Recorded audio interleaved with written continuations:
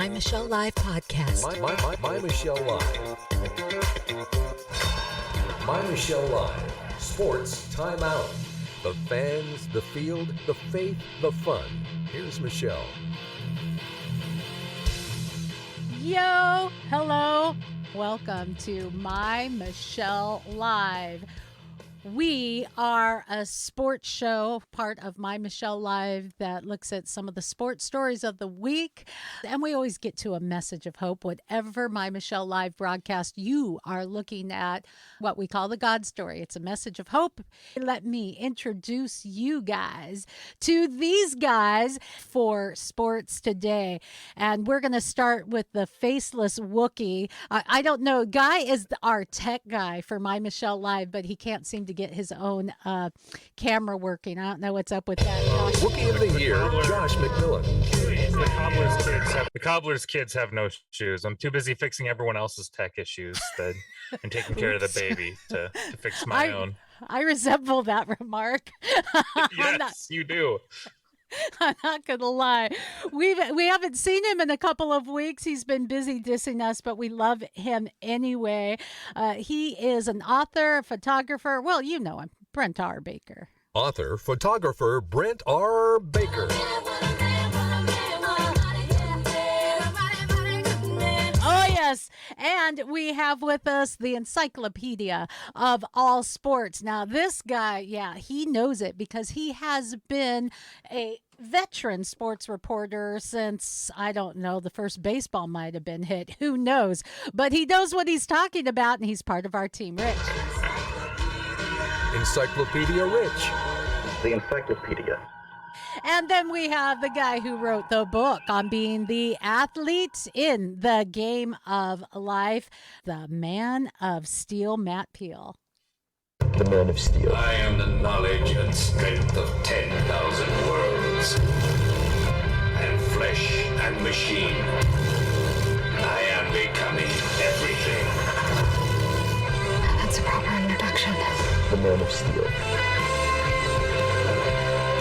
And there you go. That's your cast of characters today. They say it's a national pastime. Baseball, guys.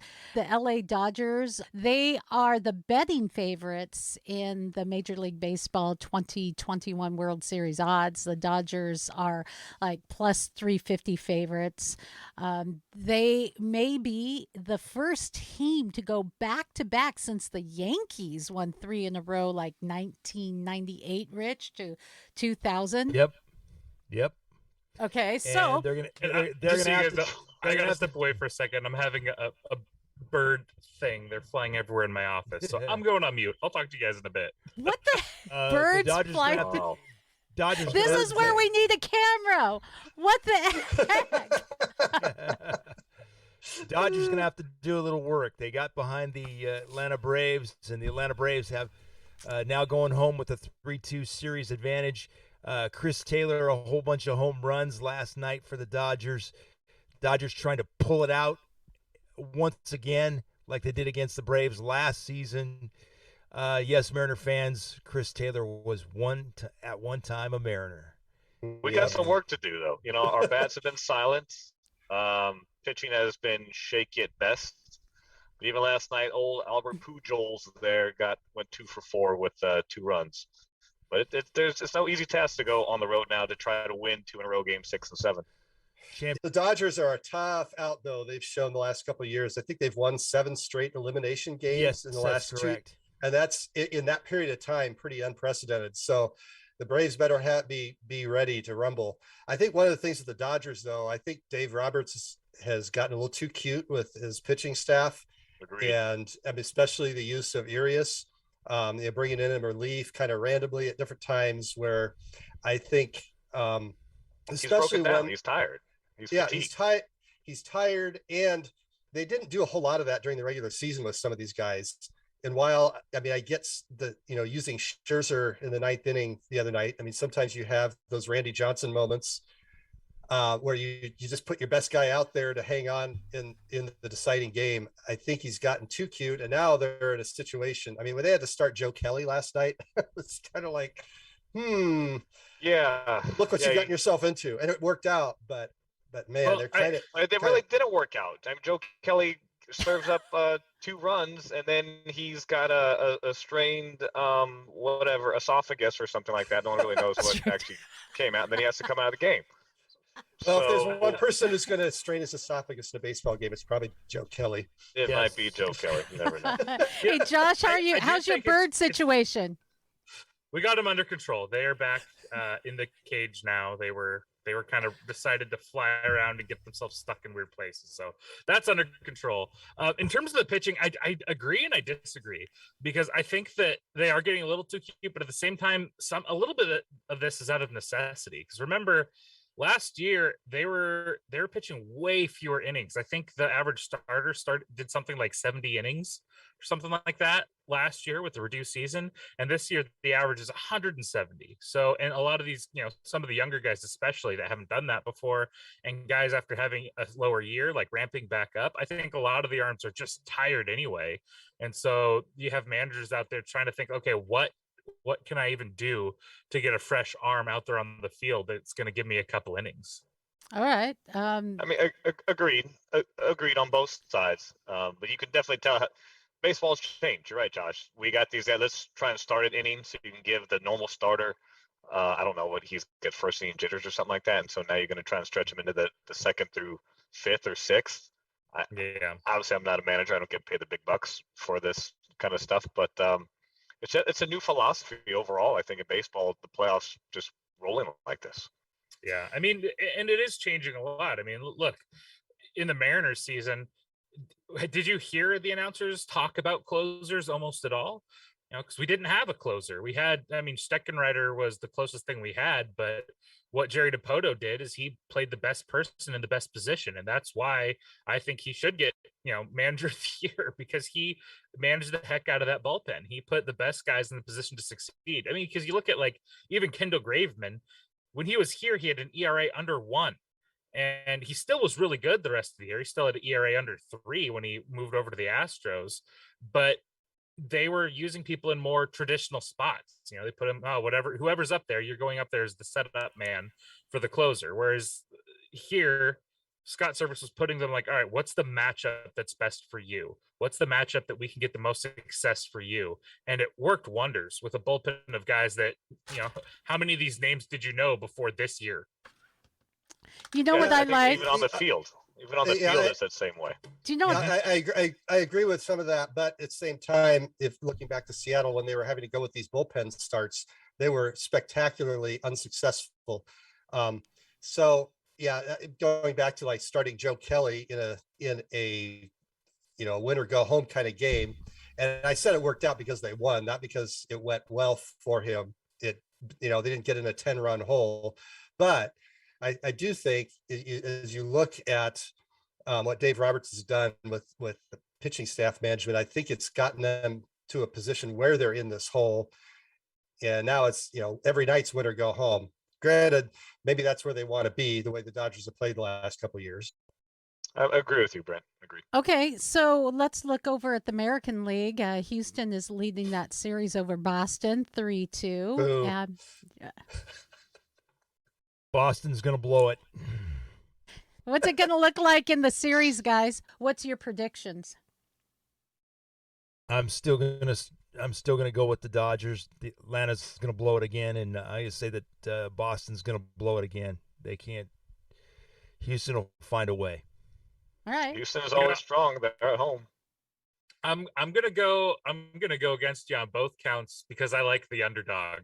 I think, what a story would it be if Atlanta came out here, getting past the Giants, getting past the Dodgers, these teams that were just monsters that are expected to get there, and they get past that. The fact that they're where they are is impressive.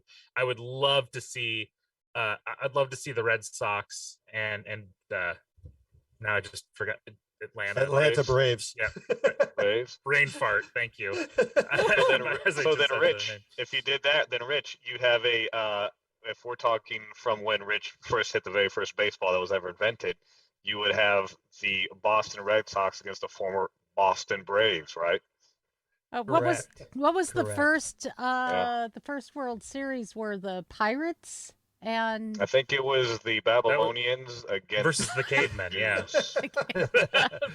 all right, let's throw another ball out and talk a little bit about football. I did not know this story, and I'm going to share a little bit of the soundbite on this. Rich, you sent this over. Jacksonville Jaguars Dwayne Smoot literally helped his wife deliver a baby. Did you guys hear about this? Do you want to hear some of their own story? Check this out. Go for it. And I have a really big, strong contraction, and I grab onto the lawn, and my knees basically buckle, and my body is telling me to push. And so I pushed, and her head popped out. Yeah. And right then when she did collapse on me, I put my hand underneath and I felt her head, and no more than 10 seconds later, like her whole body just came shooting out. Oh my gosh. What? So Sounds there you go. Projectile Receiver. projectile birth. Yeah. Right. That was such a crazy story. Wow. You could see the joy on their face. Josh, you last in this year, your wife had a baby. Could you imagine that? No. Okay. I have a hard So enough moving time right along. imagining what already happened. So no. Yeah, but that's not the How big. about you, Michelle? Let's take it from your perspective. Heck yeah. I helped to let me just tell you, my best friend since age 6 had a paradisium birth in her dining room. That a paradisium birth is a fast, hard, ouch birth. From first signs of labor to delivery was 30 minutes, and I was there for her. So you bring it on. I have my catcher's mitt. I'm ready to go. Right, there you go. That's right. There you go. That's not the biggest story, though, for this team right here in football, because we've got a big game, Monday Night Football. That's right. We are looking at a face-off right this week, but between some of us here. Now, this is really tough because I know there's a lot of Seahawks fans on this roundtable, but then we've got our Matt Peale, Man of Steel, Saints fan living right there in the New Orleans, Louisiana area. And then you got me who's love for the Seahawks and love for my home birth town of New Orleans has me, kind of, oh, wow, this is a tough one. So let's take it on, folks. Well, Saints definitely have the better team right now. If you look at what has transpired so far, this is a chance for Seattle to get right and get right on Monday Night Football. Pete Carroll in primetime. It's been a great thing in the past. Seahawks need to get right. Okay, yeah, Seattle is 2-4. There's no Russ. There's no Chris Carson as a running back. The Saints are coming in 3-2, if I'm right, Matt, and they're coming off a week 6 bye. Do you know, if I remember right, and I will need you to confirm this with me, Rich, I think it was 2019, if I remember right, that the Saints played us, or the Seattle Seahawks, here in Seattle. And they had just lost their quarterback, Drew Brees, and still were victorious over the Hawks, like 33-27. Yes, that's correct. Whew, okay. Yep, correct. We lost Drew Brees Brain the week still before works. to the thumb injury against the Rams, and then instead of trying to fly back, we just flew right up to Seattle for that next week, and that was the Alvin Kamara game. Teddy Bridgewater did okay, but that was the Alvin Kamara game. So it's the wounded thumb versus the wounded middle finger. I won't show it. So is Alvin going to be back this week? Yeah, Alvin hasn't been hurt. He's good to go. Everybody's good to go. The offensive line should be good to go. Who are we missing? Taysom Hill still is, I think, in concussion protocol. Oh dear. So we'll see about that, right? He hasn't left the team yet. Taysom? Oh no, he does. Taysom does what Taysom does. Yeah, and I just know he was really disgruntled when they said they're going with Jameis Winston at at QB there. He was really upset about that. I think he's a great player. I think I hope he stays with New Orleans. But hey, Josh, what's going to happen this week? And do you think we talked about this after the camera stopped rolling last week, that maybe we need to have a friendly little wager between our Seattle correspondents and our New Orleans correspondent there, Josh? I think this week what you're going to see is running the ball. Then you're going to see some running the ball. You might see a little bit of running the ball, and you're probably going to see some running the ball. Yeah, but will they run the ball? The field here. As long as it's not Geno Smith running the ball. Right. Yeah, he was running the ball. For y'all's sake. There. Yeah. Please, no. No. So look, last week, Russell Wilson being out, Geno Smith being there. The first half, the Seahawks didn't look good. The offense wasn't really functioning. They're trying to throw the ball. And I think Pete Carroll got mad. He was like, you know what? This isn't my brand of football. I'm okay with throwing the ball when we have a top quarterback out there, but we're going back to my brand of football. And that's what they did. They went back to run the ball. And look, they put up 20 points in the second half.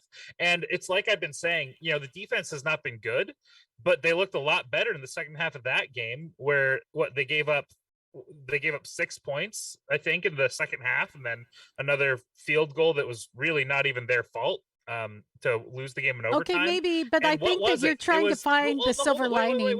Wait. It's what it is the time of possession. Running the ball completes the circle of toughness that Pete will preach about. When they had a better time of possession because they're running the ball, they're keeping the defense off the field, they're getting those conversions. That's what allows you to have a better defense. They're not going to have a good defense if they're gassed because your team goes out there in 3 plays is either 3 and done or in the end zone. So I think that both teams are going to see a similar thing here today, where they're going to be a lot of running. It's going to be a tough smash mouth game. And, it's going to be interesting. I think it'll be an interesting game. I'll give that to and you. Rashad All Penny right. probably will. So here's wishing you Seattle maybe a little better weekend. We will see. Any other thoughts and any wagers that you guys may want to post? Because I have some ideas. I found a mask online. It's a Seahawk mask. It's really cool looking. And I'm thinking if Seahawks win, we might have to have that sent down to our Man of Steel, Matt Peale, and he'll have to wear it for the next broadcast. I'm just saying. Just a thought. I'll accept that. Was either that or you borrow my Seahawks cheerleading outfit. If the Seahawks lose, then Michelle has to wear a hat from a team that likes to cheat at baseball. Oh, come on. Awkward moment. Awkward moment. I'm already wearing that. But Josh, to finish out your thought, you're right. Josh, it'll be a lot of running the ball and then Winston launching a 65-yard bomb. That's kind of how we do it. We run, and we'll see where that goes, right? Bomb. Like when he throws the ball, who knows if it's going to go to it's either going to be an amazing play or awful. Like the season that year, a couple years ago, we had 30 touchdowns and 30 interceptions. It's funny incredible. How you say that because Rich and I were talking before the show here, and so Winston's got 12 touchdowns this year and 3 interceptions. Yeah, he's doing a lot better this year. Hopefully the laser eye surgery has corrected the issue. Finally. He didn't have enough money for it at first. Remember, he was only making $25 million a year. So he needed that finance plan. He could only get like a half of one and then 3/4 of the other side, but now he can buy them all. That's glorious. You see, that's how it works there. There's been some other interesting things in football. Congress is seeking some documents and information into that investigation with the Washington football team. Nothing will come of this. This is political grandstanding. This is 2 individual congressmen wanting to act like they're actually doing something. And do you really want Congress involved in professional sports? I don't want Congress involved in my health.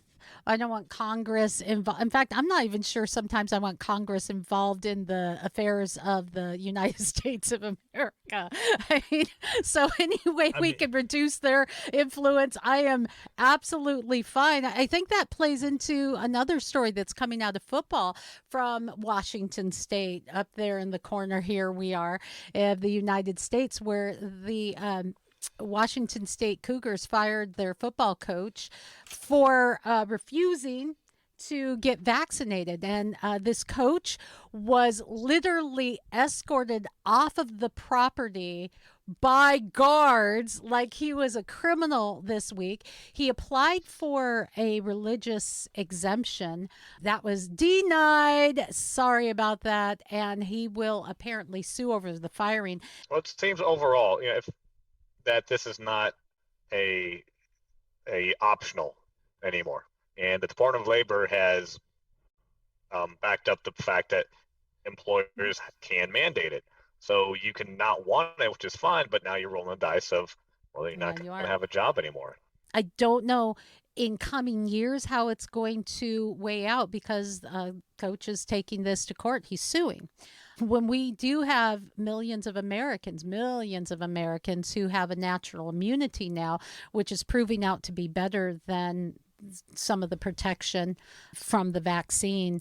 Let's just, for argument's sake, both may be important as we move forward, but to ignore one and to demonize people, wow, this is getting really serious, Josh.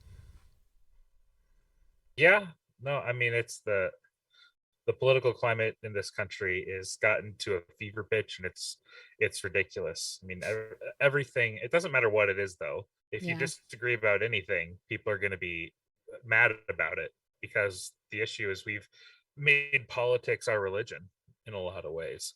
The politics have become the be all end all of who we are in our existence. Yeah. It's like so a we don't have any jihad. ability to reconcile that out anymore. It's not just in the COVID realm. There are a couple other stories. The Chinese media, for example, had removed Celtics games after, and as Cantor gave this free Tibet statement. Yeah. That's one story. Another interesting, and it was free Tibet. He not only had a 2-minute video of himself talking about support for Tibet. He wore shoes that said Free Tibet. Katie Couric came out. You know her as the NBC Today show host. She revealed in her new memoir that she chose to edit and not air some of the comments made by Justice Ruth Bader Ginsburg involving NFL players like Kaepernick, who were kneeling at the national anthem. Ginsburg didn't like that. Didn't think highly of that, but she edited that out because she thought, well, not only does that make her look bad, but she later said maybe she was just old and she didn't understand the question. Oh my gosh, she's old, she doesn't get the question, but she's sitting on the flippin' Supreme Court. These three examples are examples of how we are shutting out, denying information. And we're all the worse for it, guys. And I want to take this opportunity to make it our face-off subject of the day. The face-off.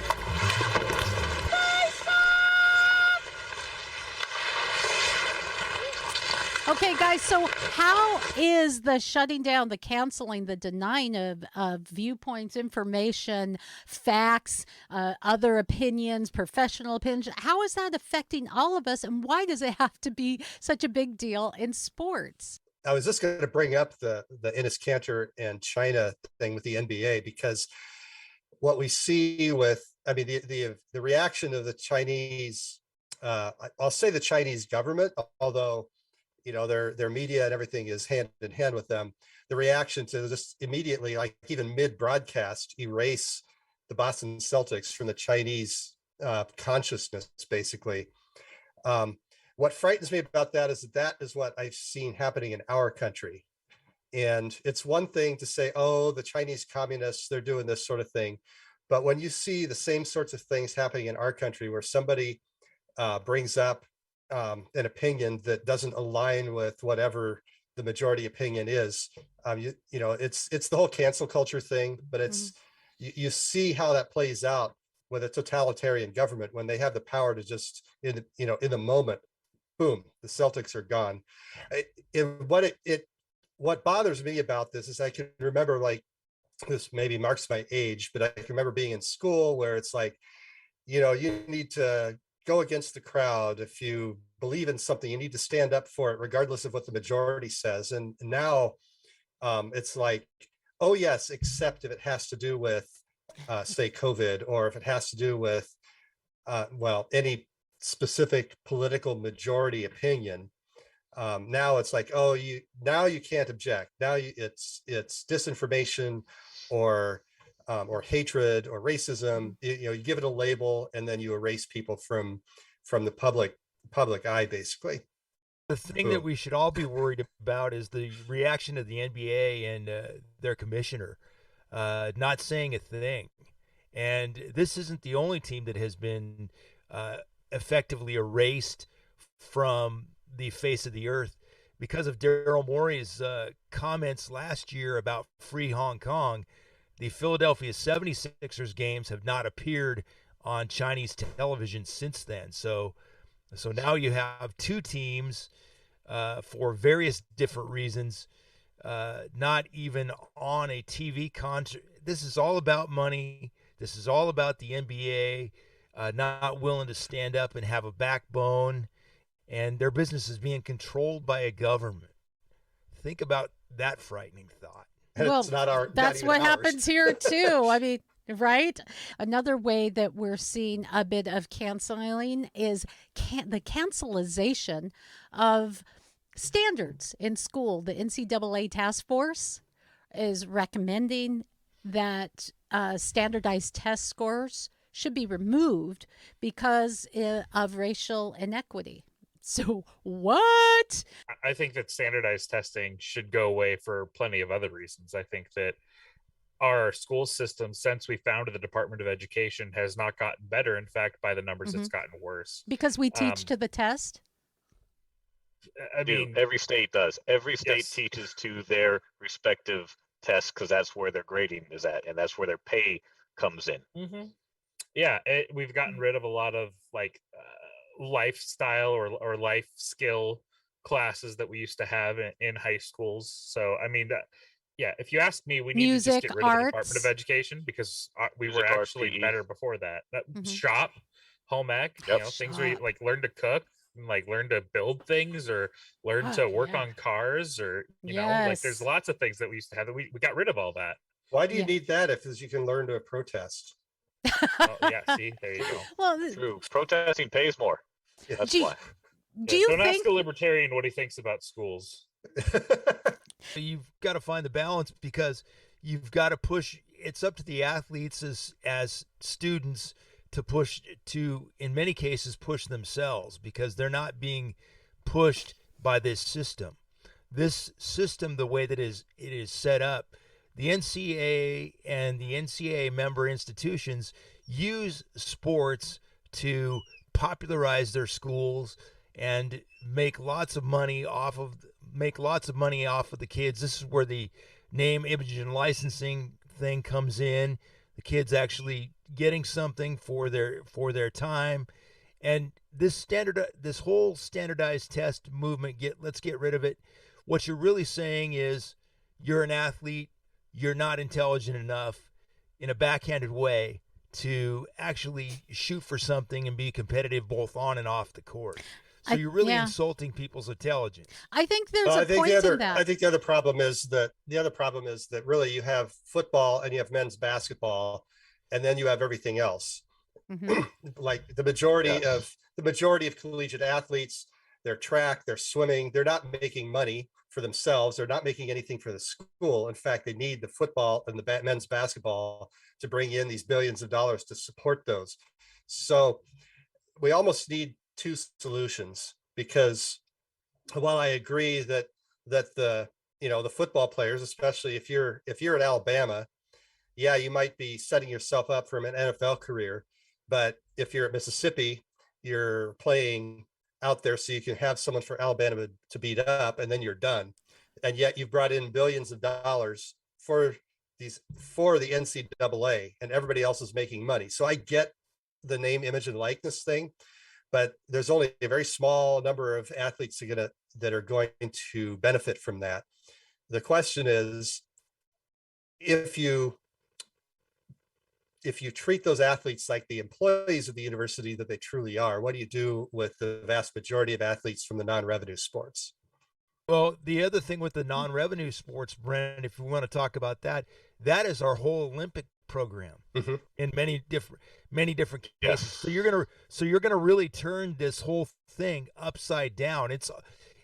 I've come to recently believe that universities should get out of the sports business, because I really believe that there are a lot of people involved in university education that are just using this as an advertisement form for their schools to popularize their schools, and they don't really care about what happens in the end.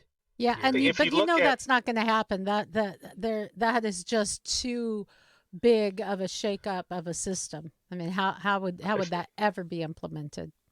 If you look at how standardized tests are being used, when maybe we were going to school, not quite back when Jesus was a boy, but almost, there was a lot riding on that, right? Your GPA was great, but it was more, what was your test score? If you had a 32 on your ACT, but somehow you're pulling a 2.5, it was that 32 on your ACT that was going to get you financial aids and scholarships, not the 2.5. So there was a heavy reliance upon that. Now we've just shifted in the complete opposite direction.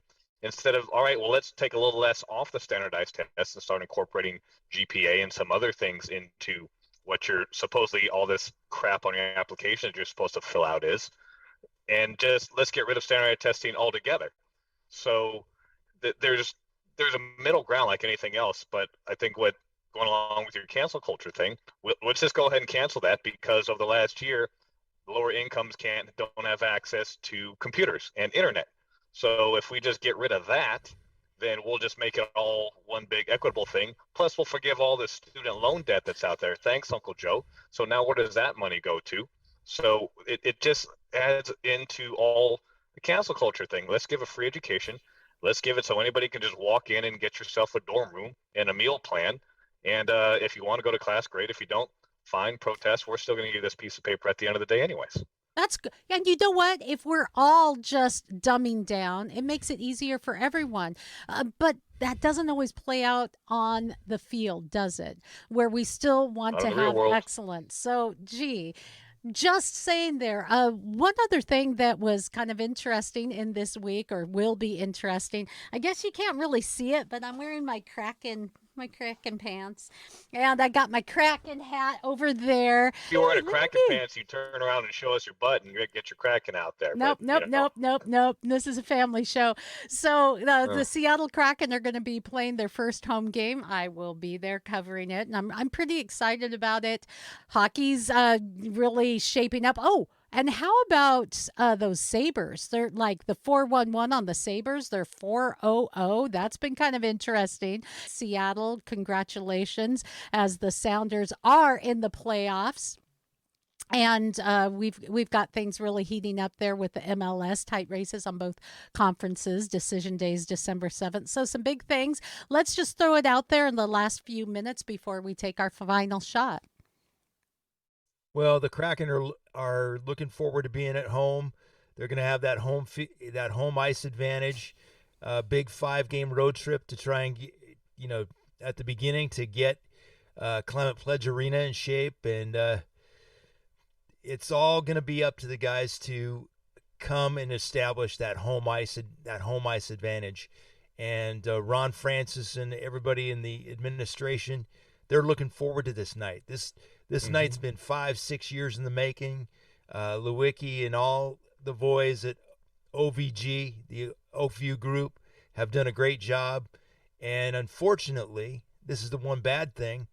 If you're not going to the game, you're only going to see it on CBC if you have cable, because it's on ESPN Plus. Josh has been on top of how bad sports can be covered. I mean, this is huge, and what a disappointment for the people in the greater Seattle area. You should be able to watch your home team on television. See here, I was happy it's on ESPN Plus because I don't have cable and I have Disney Plus, and you can get that bundled in with it and Hulu. So I was glad it's on ESPN Plus because I can actually watch it. Well, the great thing about the fact that it's going to be on CBC, one of the best sports programs in the entire world, Hockey Night in Canada, is going to be broadcasting this game. So we're going to get guys and people who really know something about hockey. It's going to be a great night for Seattle. And it's been a long time coming, and hockey is finally here. I know. I'm Yeah, and looking I forward to I it. do want to say a little bit too, because I know a lot of people are already kind of freaking out the fact that they lost all but one game. They tied another on the road trip here. Pump the brakes a little bit. Something that a lot of people don't get, because I know we're new to hockey here. I'm fairly new to hockey. I've watched the Silver Tips and some of the other leagues before, but I've never been a huge NHL person before. But one thing you have to look at right now is, one, the Kraken. This is an all new team, all new guys that haven't played together, right? That are coming together, and their entire preseason all on the road. They did a tour around Washington State, and then their away games.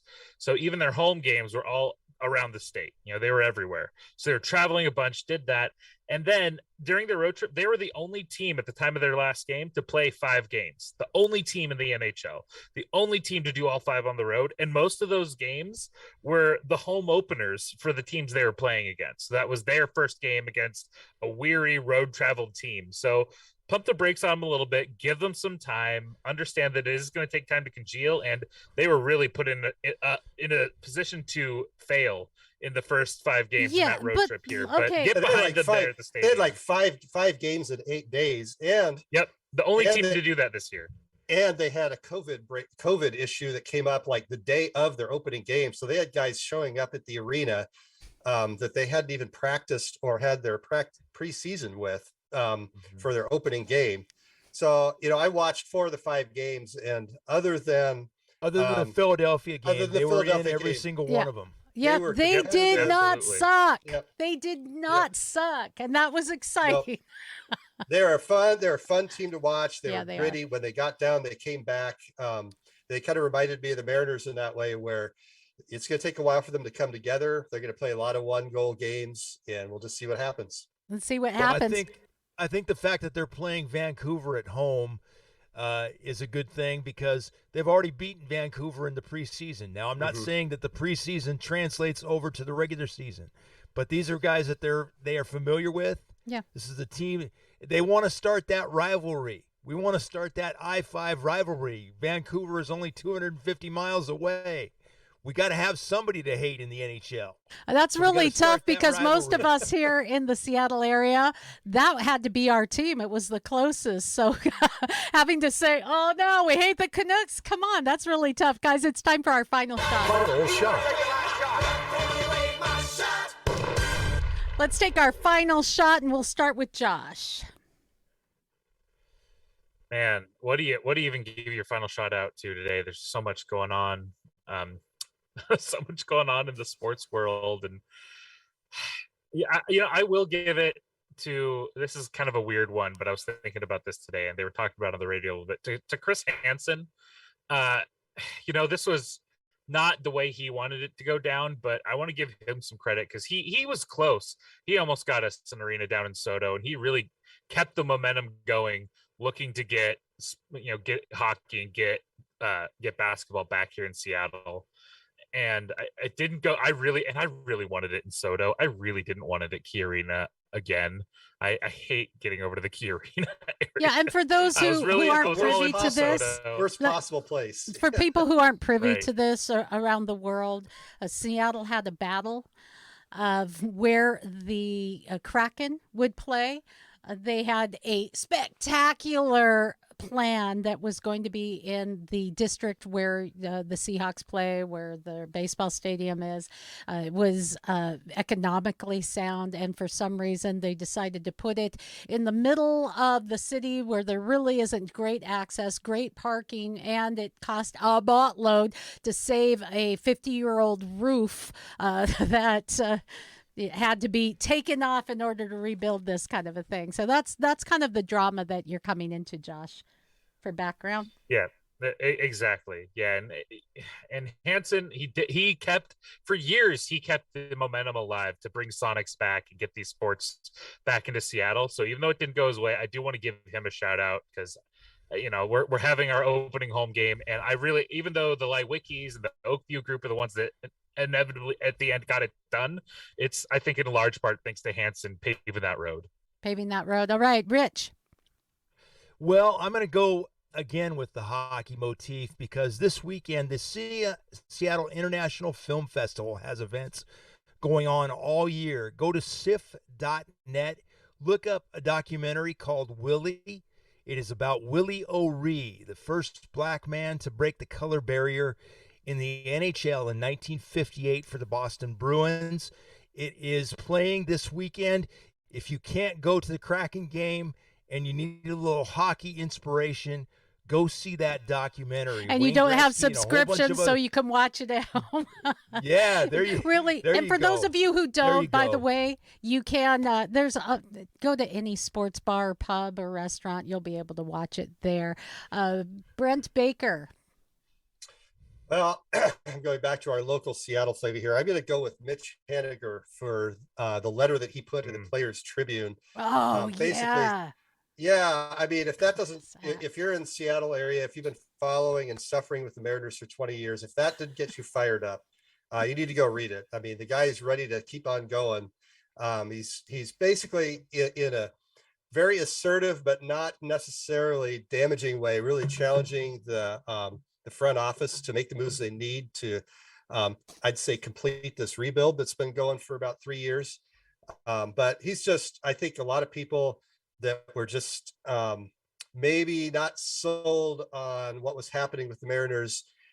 Once you saw the way he played this year, coming back from some unspeakable injuries, and then starting to assert himself as a personality and seeing what he's about. The World Series is going on, but I'm looking forward to seeing some of our local flavor there in the next couple of years, I hope. Matt Peale.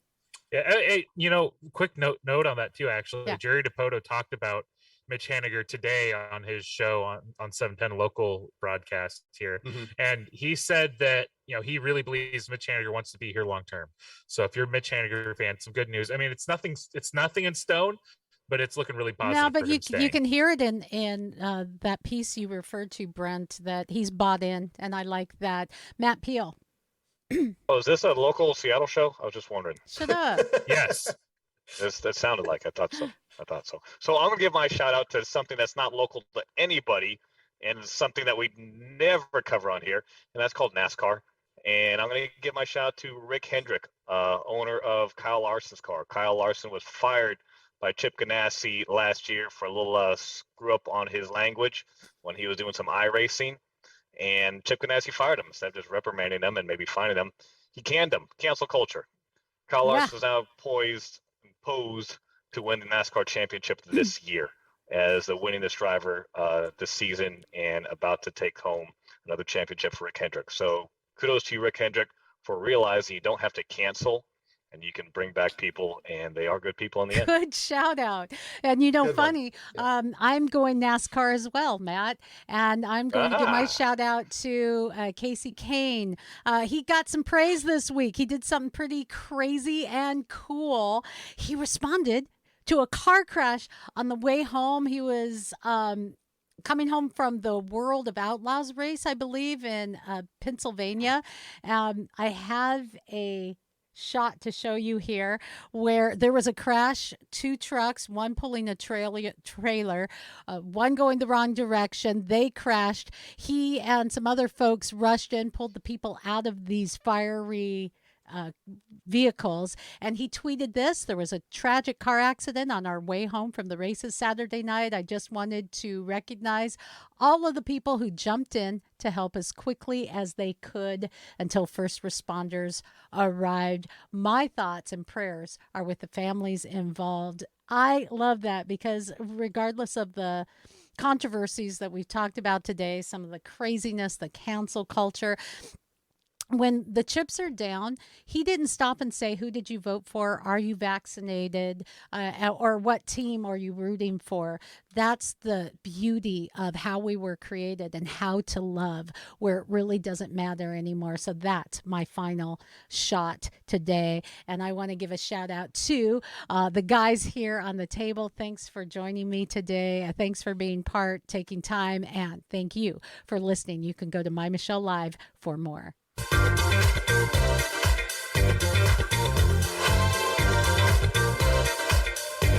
For more fun, go to MyMichelleLive.com.